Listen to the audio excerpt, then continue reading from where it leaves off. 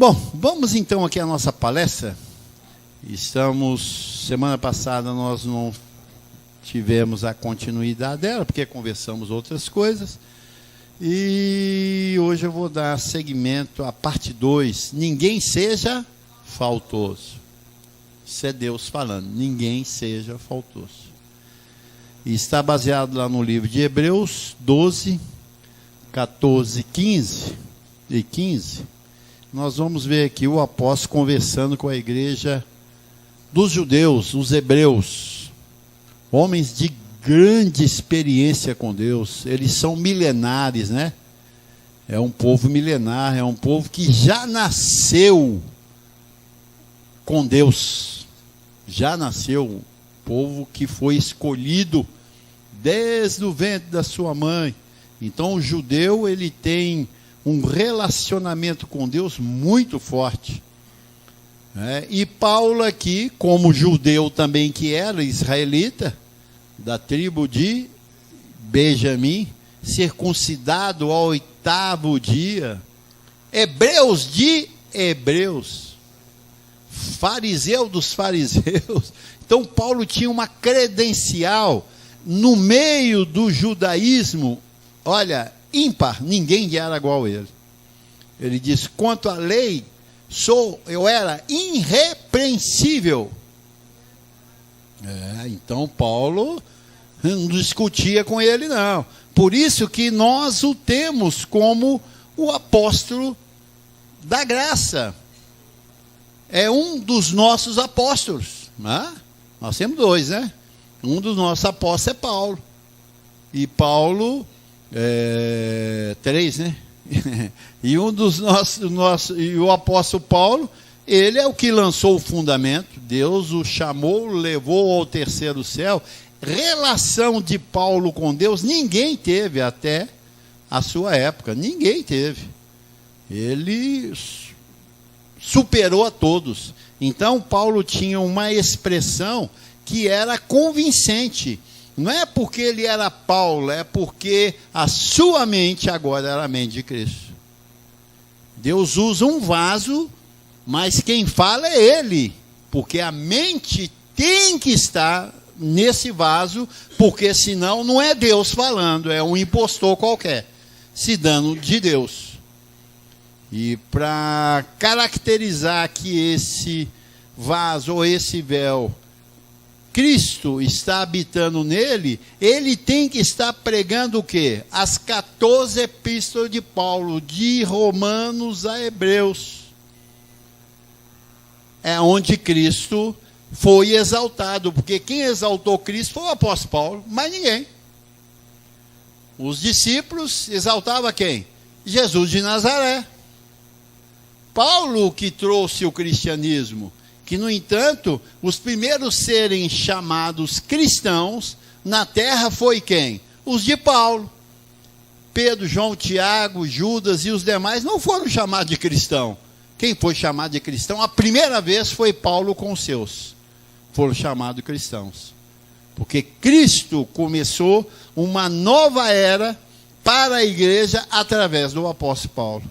E assim foi, saltando de véus em véus até chegar hoje, onde nós vimos palavras inefáveis. E Paulo aqui tratando com a igreja dos hebreus já convertidos para a graça, mas porém cheio de rudimentos, cheio de rudimentos da lei. E Paulo trabalhando com eles. Não sei se ele teve bom êxito, não, porque os judeus eram e sempre foram duros quanto a Cristo. No entanto, quando Jesus veio, ele diz, vim para os meus, mas os meus não me receberam. Então, o judeu, ele é contra tudo aquilo que se prega acima do judaísmo. Eles querem firmar a lei. São o quê? Tradicionais, religiosos. Por isso mataram a Jesus de Nazaré também. Não é isso? E Paulo agora vem tentando livrar os judeus da lei, do pecado, do inferno, do diabo, dos batismos, aquelas tradições judaicas, que o próprio Jesus mesmo diz: as vossas tradições invalidam a minha palavra. Então Paulo estava trabalhando esses dos judeus, dos israelitas, os hebreus.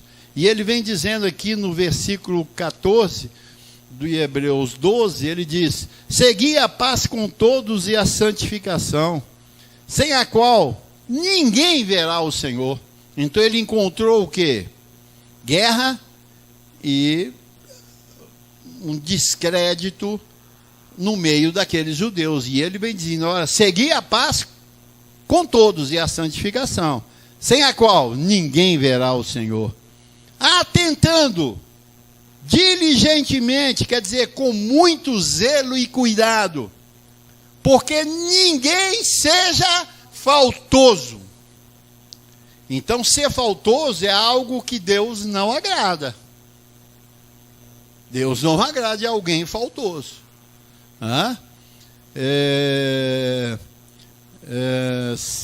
Atentando diligentemente, porque ninguém seja faltoso, separando-se do quê? Da graça de Deus. A graça é o quê? O Evangelho, revelado ao apóstolo Paulo nas suas 14 epístolas. E ele mesmo está mostrando isso. E nem haja alguma raiz de amargura que brotando vos perturbe, e por meio dela muitos sejam contaminados. Então, a raiz de amargura é a pior coisa que tem, abençoados. Pior coisa. E uma pessoa, para brotar uma raiz de amargura, é ela deixar a paz e a santificação. Então, certamente, ele vai ter a raiz de amargura.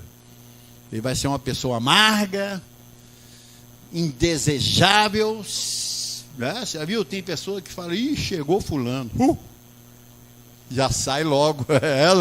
Chegou fulano, sai fora, porque a raiz de amargura está ali. Ó.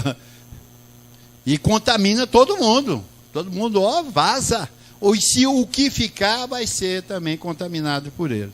Então, nós precisamos de cuidar disso aqui. Ó. Como? Atentando com cuidado para que ninguém seja faltoso, separando-se da graça de Deus.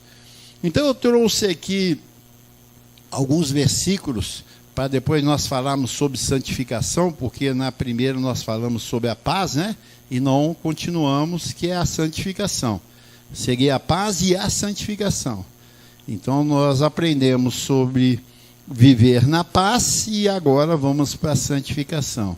Mas quero falar aqui também esses que separaram da graça. Separar quer dizer o quê? Afastar. E uma pessoa que afasta, ela é chamada por Paulo, caíste da graça. Caíste da graça.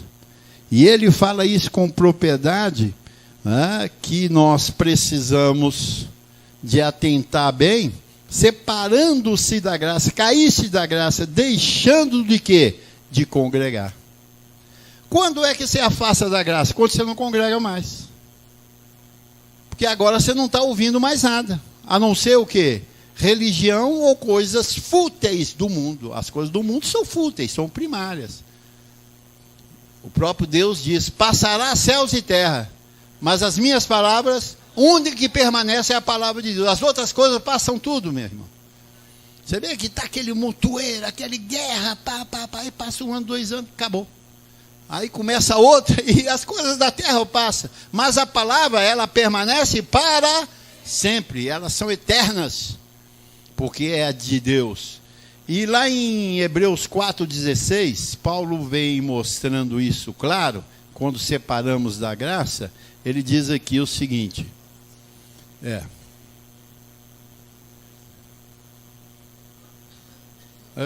passou.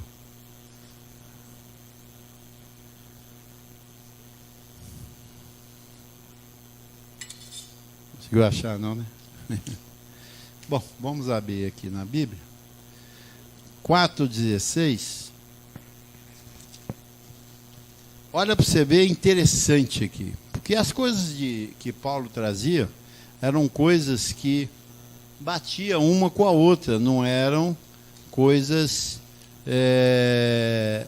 que ele falava algo aqui, depois falava algo ali. Não, toda a carta dele está ligada. Aí ele diz aqui em 4,16, ele diz: acheguemo-nos, portanto, confiadamente junto ao trono da graça. Conseguiu aí, Tiago?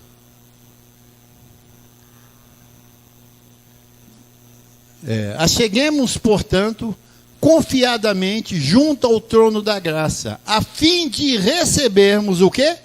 Misericórdia e acharmos graça para socorro em ocasião oportuna. Então, uma pessoa que afastou da graça, veja bem, ele perde isso aqui, ó. A fim de recebermos misericórdia, ele perde.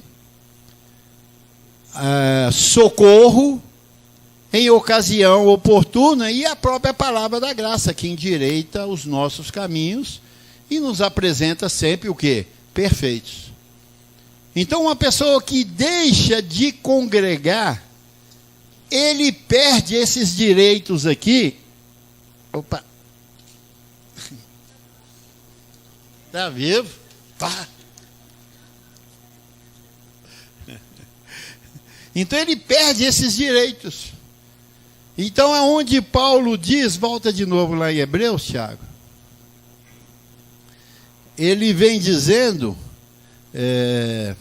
Hebreus 12, ele vem dizendo, atentando diligentemente para que ninguém seja faltoso, separando-se da graça. Então quando você não vem ao trono, o trono é aonde? É aqui. É o trono que delega o quê? Funções, obrigações, privilégios, as bênçãos, sai daqui do trono. Misericórdia, sai tudo do trono da graça. E o trono da graça não pode ser esse que o sistema criou, que fica todo mundo assim, ó, estou diante do trono da graça, do trono, e fica andando para lá e para cá. Ele não tem noção que é um lugar físico aonde está posto para o que? Julgar as pessoas e dar a cada um aquilo que merece. O trono é para isso. E esse trono você tem que achegar. Não é você, não sou eu, não é Deus que escolhe, é você que escolhe. É você que escolhe. É você que vem. Porque você valorizou o local. Você é uma pessoa consciente. Então, aí ele vem dizendo lá em Gálatas 5:1, que nós falamos, separar da graça quer dizer deixar, cair da graça. Aí Paulo vem conversando com os Gálatas, que era uma igreja madura, mas de repente deixou que a lei entrasse novamente. Eles decaíram. Estavam firmes. Paulo até diz, olha, eu estou surpreso, perplexo, que vocês retrocederam tão rápido assim. Depois de anos Paulo trabalhando com eles, eles retrocederam, perderam a visão. E um povo sem visão, o que acontece? Se corrompe. Olha uma pessoa que está aqui conosco sempre, a vida dela. Olha aqueles que não estão sempre, olha a vida dela. Não estou mandando você olhar não, porque cada um aqui dará conta diante de si, diante de Deus. E o que está errado, isso é problema dele, não é nosso. Porque aqui não tem ministério de intercessão. Aqui tem de instrução, de educação. Se você quer ser educado, vem aqui para viver uma vida educada, uma vida boa e plena. Se não quiser, vai viver a vida lá. Então aqui é para filhos que têm essa vontade de conhecer o Senhor e progredir e crescer no Senhor. Assim é? Essa é a posição. E Paulo vem esclarecendo para a igreja que somos nós, ele diz, para a liberdade foi que Cristo nos libertou. Permaneceis, pois firmes, e não vos submetais de novo a julgo de escravidão. Foi o que os judeus fizeram, voltando para o legalismo. Igual, por exemplo, nós temos um sistema aí que é legalista. A pessoa deixar aqui e ir para o sistema, ele vai entrar debaixo de quê? Jugo de escravidão. Porque aí ele vai ter ameaças. Se você não der dízimo, o devorador, o migrador vai te engolir. Se você não vier à igreja, olha, o diabo que está ali ao seu redor, daqui a pouco vai fazer aquela confusão. Então, cheio de jugo de escravidão. Você tem que ceiar, você tem que batizar. E ele diz, não submeteis de novo ao jugo de escravidão, porque foi para a liberdade que Cristo nos libertou. Eu, Paulo, vos digo, se deixar de circuncidar, Cristo de nada vos aproveitará. Olha, abençoado, eu digo, como eu já falei para os irmãos, essas igrejas que estão por aí não são igrejas. Elas são o quê? Sinagogas. Sinagoga. E lá não tem pastor, lá não tem apóstolo, lá não tem evangelista, lá não tem mestre, lá tem o quê? Sacerdotes. E ainda Caifás. É sacerdote e Caifás que tem lá. O bicho é bravo. Eles não são. Por quê? Porque eles ainda praticam a circuncisão. Porque esse circuncidar aqui não é físico. É o quê? Doutrina. Voltar às práticas da lei. E quem entra na lei, de Cristo vos desligou. Nada te aproveitará. Então, onde eu vejo os nossos irmãos no sistema religioso, eles nada estão aproveitando daquilo. Eles falam assim, mas antes ele ir lá para a igreja, vamos dizer lá para a sinagoga, do que ir para os botecos. Não sei qual que é pior. Não sei qual que é pior, não sei. Não sei qual que é o pior. Por quê? Porque aqui está escrito, Senhor, de Cristo de nada aproveitará. Então eles falaram em Cristo, nada está sendo aproveitado. Por quê? Porque eles deixaram a doutrina da graça, o trono da graça. Não se veem abençoados, perfeitos, completos, mais que vencedores, prosperados, enriquecidos. E no meio das tribulações, eles não falam o que nós falamos. No meio das tribulações, eles saem levados por todo e qualquer vento de doutrina, porque eles não sabem administrar o que eles estão passando. São pessoas incapazes, infantis. Não têm maturidade. Aí busca uma benção aqui, outra colar, outra lá, reza para mim, ora para mim, passa óleo, passa sal.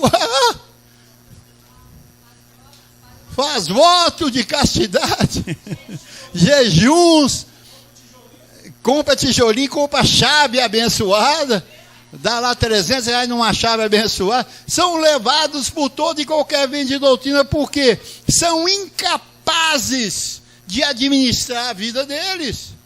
São dependentes, 100% dependentes desses impostores, chamados pastores, que na realidade são sacerdotes Caifás. Mais nada do que isso. São usurpadores, corruptos do pé à cabeça, ou da cabeça ao pé.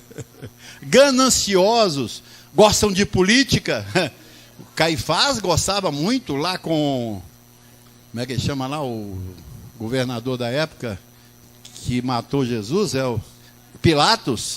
Caifás e Pilatos eram amigos. Que Pilatos mandava fazer para Caifás fazia, porque tinha muita renda e gozava de um certo privilégio. É a nossa... Não, a nossa não. É a igreja que está aí fora. Eles gostam de política. Você vê na época de política, então... Eles não disseram que Bolsonaro era o homem que Deus separou para governar o Brasil? Agora já estão vendo que não é. Ninguém quer saber de... Olha, você vê como é que troca. Como é que troca rápido? É por quê? Porque ali eles ganharam muito na época da eleição. Depois que passa, que se dane. Se esse não der certo, nós colocamos outro. São pessoas ordinárias, são pessoas perigosas. Por quê? Porque Paulo vem dizendo, eu, Paulo, vos digo que se vos deixardes circuncidar, Cristo de nada vos aproveitará.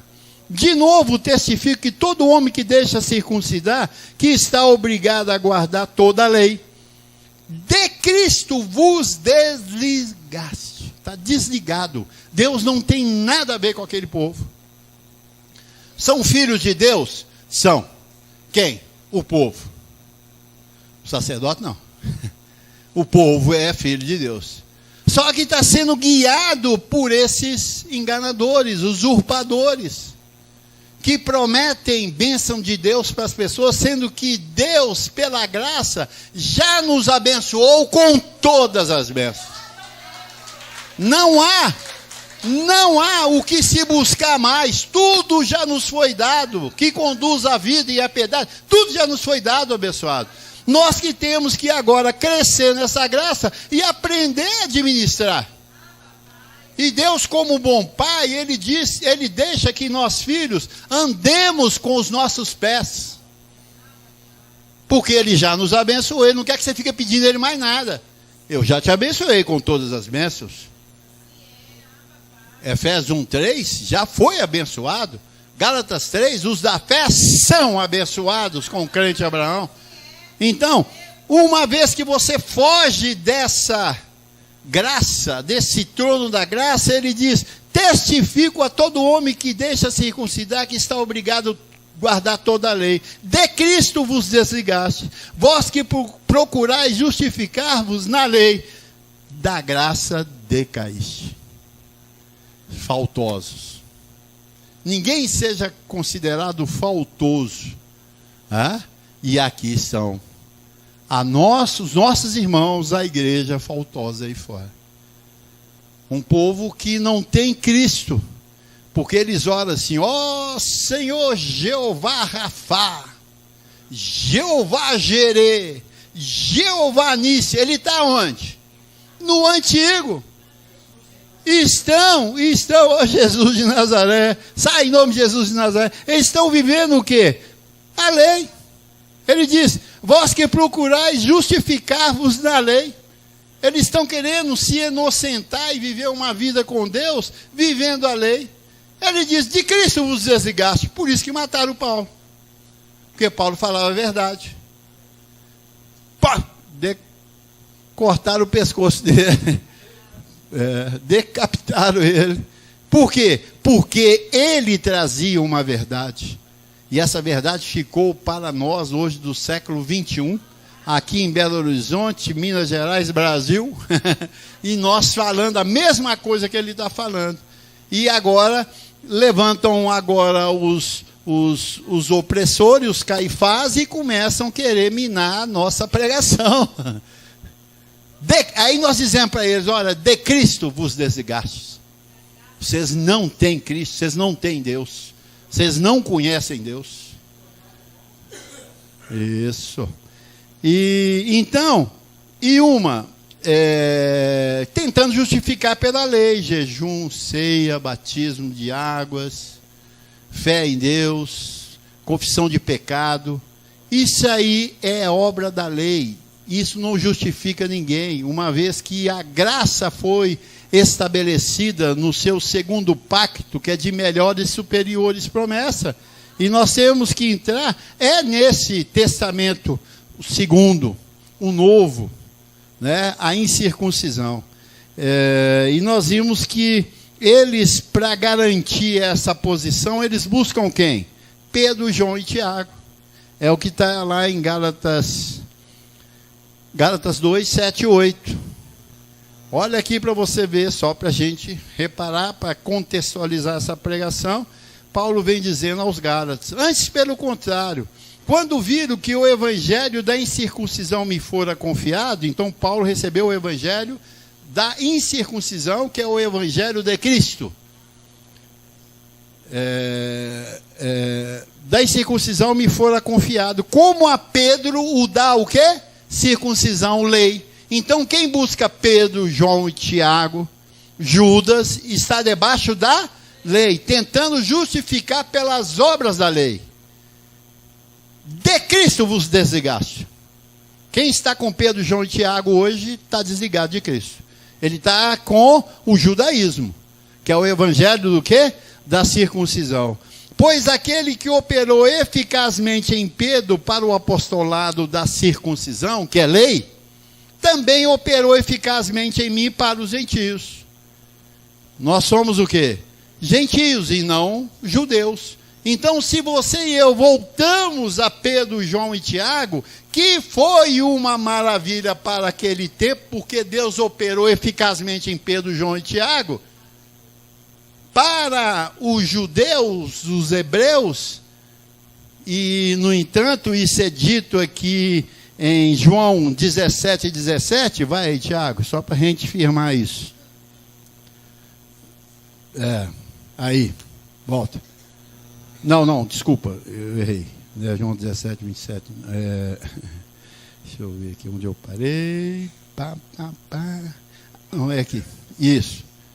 Esse aí, que eu vim cá embaixo. Mateus 10, 5 e 6. Olha para você ver. Pedro, João e Tiago e todos os discípulos foram proibidos de falar com os gentios, que somos nós. Foram proibidos. E ele vem dizendo, olha, Jesus reunido com os discípulos, ele diz o seguinte, e estes 12, que são os 12 discípulos de Jesus, e esses 12 enviou Jesus. Presta atenção. Enviou Jesus, dando-lhe as seguintes instruções. Isso aí nós temos que estar bem firmado na mente, abençoado. Não tomeis rumo aos gentios. O que Pedro e João foi fazer no meio dos gentios? Estão o quê? Em desobediência a uma regra. Que Deus deu a eles através de Jesus de Nazaré, antes dele ser assunto ao céu, ele diz, não tomeis rumo aos gentios, e nem entreis em cidade samaritano, mas de preferência, procurai o quê? As ovelhas perdidas da casa de Israel. Então Pedro, João e Tiago foram levantados para o quê? Pregar para os judeus. E o sistema religioso que não está de acordo com o trono da graça, pegou as epístolas de Pedro, João e Tiago e Judas e trouxe para a igreja. Batismo do Espírito Santo, busca de poder, jejuar, ir para os montes, fazer voto e dar um passeio lá em Israel, tomar um banho lá no Rio Jordão para ser batizado de novo. Está lá no Muro da Lamentação, lamentando a vida, sendo que isso aí não faz parte de nós, a igreja gentílica. Porque a ordem que Jesus determinou foi essa, dando-lhes as seguintes instruções, não tomeis rumo ao gentio, porque os gentios tinham outro, quem que era?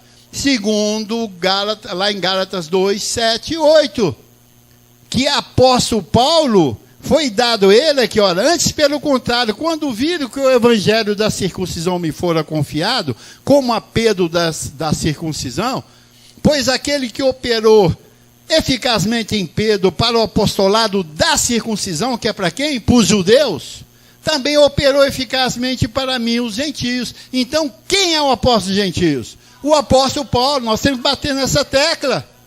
O povo de Deus tem que entender isso, porque eles estão sem Cristo e dizendo que Cristo está do lado deles.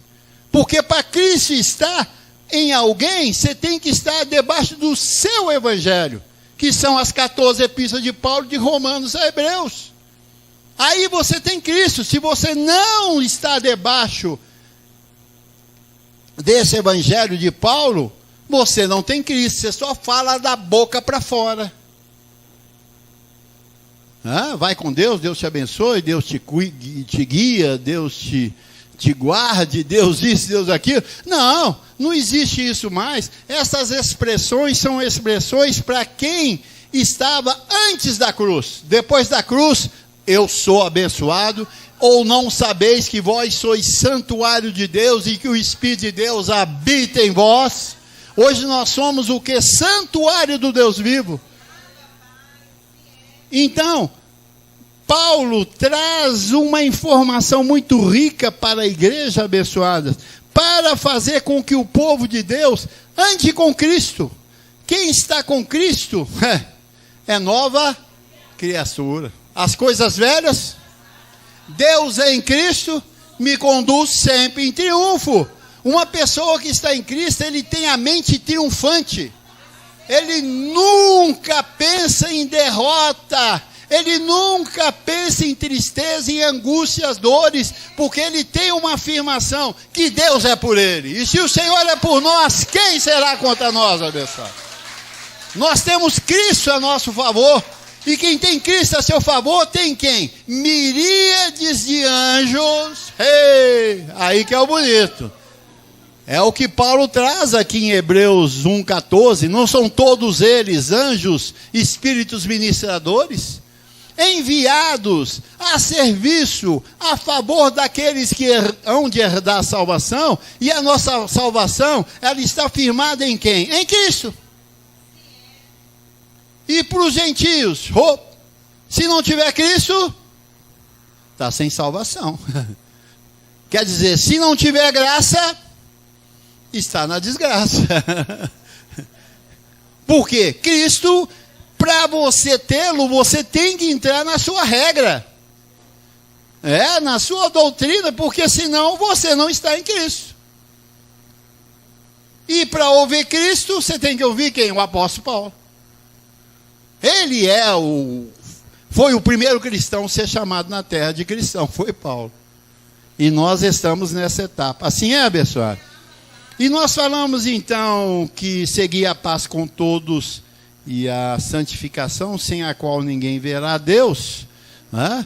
E nós falamos da paz, né? Para que ninguém seja encontrado faltoso diante dele. Então nós vamos falar rapidamente aqui sobre a santificação. A paz nós falamos que, lá em Romanos, não precisa de colocar, Tiago 5, justificados, pois, mediante a fé, temos o quê? Paz com Deus. Romanos 12, ele diz, tende paz com todos os homens. Gálatas vem dizendo que a paz, Paulo diz aos Gálatas, a paz é fruto do Espírito. Agora, a santificação é feita pelo quê? Pela palavra, e não pela oração. O sistema Caifás das sinagogas judaicas que estão por aí com o nome de Batista, Igreja Presbiteriana, Igreja Quadrangular, Igreja Universal, Igreja não sei o quê, que não são sacerdotes que estão ali, aquilo ali é sinagoga, eles dizem que a santificação vem pelo quê? Muita oração, não é isso? Jejuns, ou eles falam assim, eu quando era do sistema, não irmão, amanhã eu não posso não, porque amanhã eu entro em santificação. Eu entro em santificação em jejum 3 dias, e eu ficava 3 dias sem comer, tomava um pouquinho de água só para não desidratar muito, que saía lá desidratado, ferrado, doente, mas estava lá em santificação. Oh Senhor, oh Deus, não é assim? De joelho no chão, boca no pó, gemia, gemidos inexprimíveis, é que eu nunca vi gemido inexprimível exprimindo, eu nunca vi. Ficar lá 3 dias, 4 dias, rapaz, pagando preço.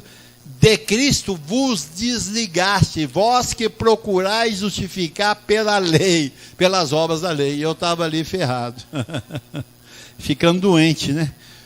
Então a santificação não vem pela oração, ela vem pelo quê? Pela palavra. Eu coloquei esse versículo mais embaixo, mas coloque aí para mim, João 17. O que Jesus de Nazaré fala para aqueles que amam, que vivem. Amar nós também amamos. Aqueles que vivem pelo Jesus de Nazaré, obedeça a Ele. Ele diz o seguinte, santifica-os na oração, no jejum, no gemido.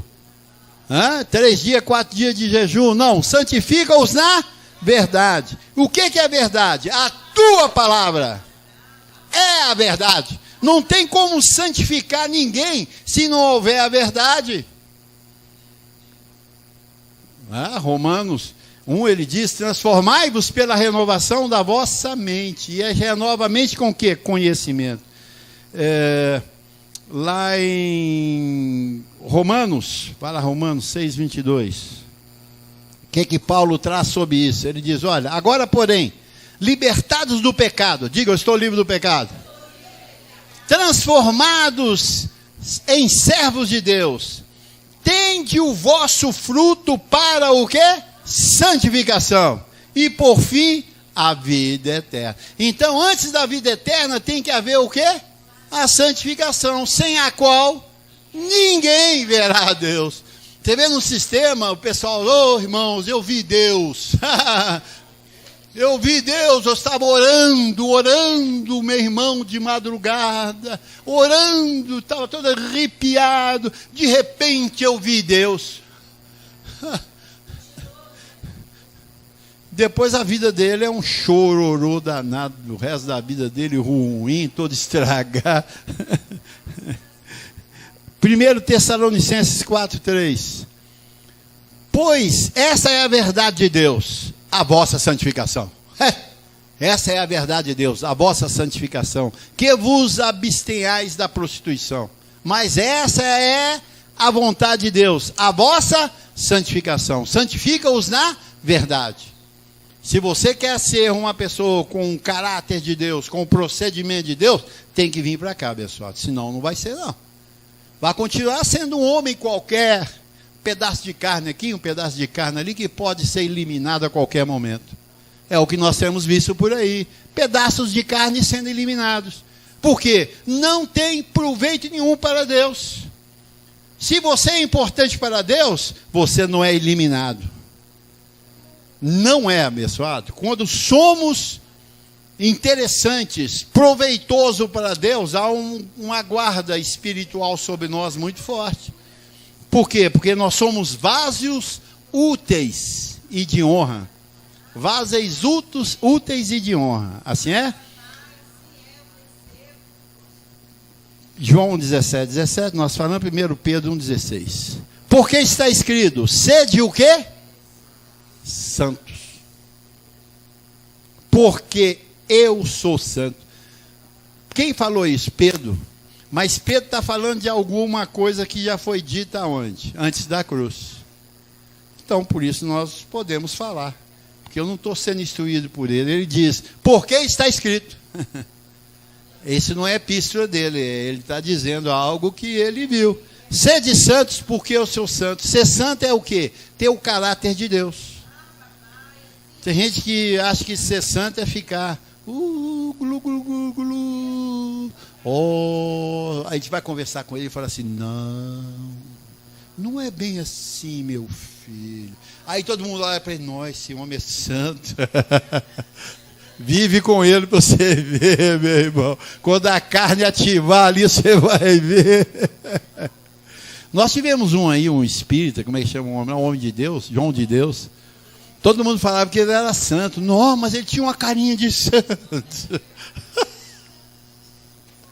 Geralmente o sistema gera esses loucos, porque não são transparentes e criaram uma ideologia de santidade igual às imagens.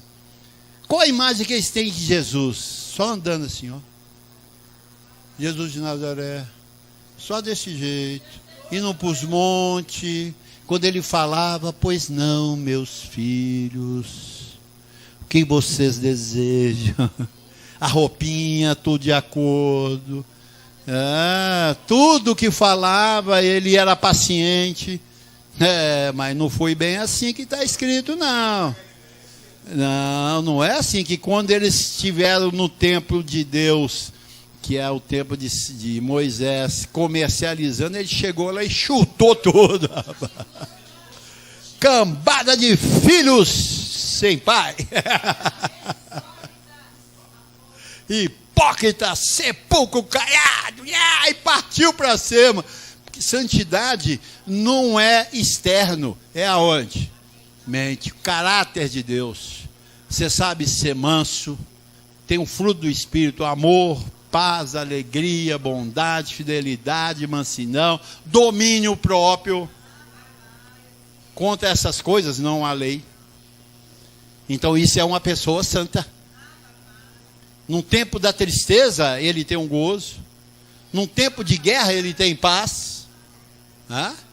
Em tudo ele é diferente dos outros, porque ele tem Cristo. Lá em Efésios 4:3, Tiago, só para encerrar aqui, ele diz: até que todos cheguemos à unidade da fé, o pleno conhecimento do Filho de Deus, a perfeita varonilidade, à medida da estatura da plenitude de Cristo. Estatura é santidade, caráter. Você tem o caráter de Deus, meu irmão. Sim, sim, não, não. Ele não usa meio termo, nós somos decisivos. Igual eu falei para os irmãos, nós somos da etapa da sobreedificação e precisamos ser bem firmes com aqueles que passaram na edificação, que estão no saudosismo, que estão enlutados, outros de Dr. José Luiz. Nós temos que ser firmes para tirar eles daquele luto, daquela tradição, porque isso invalida a palavra de Deus. Nós continuamos, porque o Cristo continua no nosso meio. Porque o próprio Dr. José Luiz diz: Deus não é véu. Cristo é Cristo, Deus é Deus. Ele usa o véu o tempo que ele quer e acabou, meu filho. Não tem nada de ficar adorando o homem, não. Por isso que o sistema está cheio de adoradores de ídolos. Por quê? Principalmente a igreja católica, você vê, ela é adoradora de ídolos. De pessoas que eles nunca nem viram e nem na história bíblica tem que ele é um santo e eles santificaram ele. Beatificaram eles lá. Lógico. Mas porque o importante é o que sai da boca. Deus é Espírito e Pai dos Espíritos. Eu atinjo o Espírito de você para você viver uma vida boa na terra, porque a promessa de Deus na terra, ele diz: te lembrarás do Senhor vosso Deus. Então, lembrando de Deus, que é Ele que vos dá o quê? Riqueza, força, para adquirir riqueza, para que seja confirmada a minha aliança para convosco. Então, na terra, é lugar dos filhos viverem em riqueza, em prosperidade, abençoado. Agora, você tem que chegar diante desse trono, receber essa graça, receber o socorro no momento oportuno da sua vida, para você continuar. E não sejais faltosos diante desta graça. Eu fico vendo, olha, quantos abençoados hoje deixaram de estar aqui? Estão faltosos pelas regiões celestiais. Estão faltosos. E se continuar, vão cair da graça. E não terá os benefícios angelicais sobre a vida dele, porque é assim que Deus determina. Assim é, abençoado?